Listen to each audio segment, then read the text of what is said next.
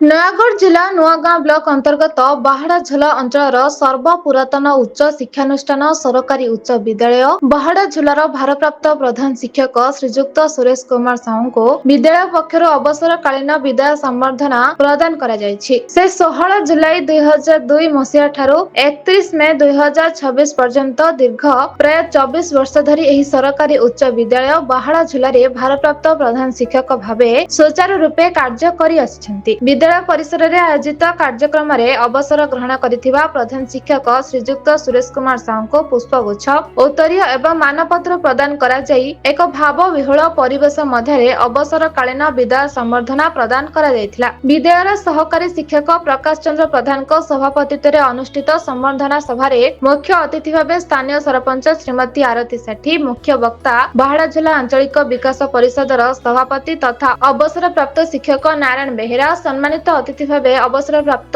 ଶିକ୍ଷକ ସଚ୍ଚିକାନ୍ତ ସାହୁ, ପ୍ରହ୍ଲାଦ ସାହୁ, ବାଞ୍ଛାନିଧି ସାହୁ, ନୂଆଗାଁ ଏବିୟୁ ଶ୍ରୀମତୀ ଜ୍ୟୋତ୍ସ୍ନାରାଣୀ ସେଠୀ, ସିଆରସିସି ପ୍ରମୋଦ କୁମାର ଖଣ୍ଡୁଆଳ, ଅଶୋକ କୁମାର ସାହୁ, ବିନାୟକ ପଣ୍ଡା, ସମ୍ପଡ଼ା ଚିନ୍ତାମଣି ବିଦ୍ୟାପୀଠର ସହକାରୀ ଶିକ୍ଷକ ଚନ୍ଦ୍ରଶେଖର ନାୟକ ପ୍ରମୁଖ ଯୋଗ ଦେଇଥିଲେ। କାର୍ଯ୍ୟକ୍ରମରେ ବିଦ୍ୟାଳୟର ସମସ୍ତ ଛାତ୍ରଛାତ୍ରୀ, ଶିକ୍ଷକ, ଶିକ୍ଷୟିତ୍ରୀ ଓ କର୍ମଚାରୀଙ୍କ ସମେତ ଶ୍ରୀ ସାହୁଙ୍କ ପତ୍ନୀ, କନ୍ୟା, ପୁତ୍ରବଧୂଙ୍କ ସମେତ ଅଞ୍ଚଳର ମାନ୍ୟଗଣ୍ୟ ବ୍ୟକ୍ତିମାନେ ଉପସ୍ଥିତ ଥିଲେ। ବିଦ୍ୟାଳୟର ଶିକ୍ଷକ, ଶିକ୍ଷୟିତ୍ରୀ, ଛାତ୍ର ଏବଂ ଅତିଥିମାନେ ବିଦ୍ୟାଳୟରୁ ଅବସର ଗ୍ରହଣ କରିଥିବା ଶିକ୍ଷକ ଶ୍ରୀଯୁକ୍ତ ସୁରେଶ କୁମାର ସାହୁଙ୍କ ସମୟାନୁବର୍ତ୍ତିତ ଶିକ୍ଷାଦାନ ଓ କାର୍ଯ୍ୟଶୈଳୀ ସମ୍ପର୍କରେ ଆଲୋକପାତ କରିଥିଲେ। ନୟାଗଡ଼ ଜିଲ୍ଲାରୁ ପିକେ ସାହୁଙ୍କ ରିପୋର୍ଟ, ବ୍ଲାକ୍ ନ୍ୟୁଜ ଓଡ଼ିଆ।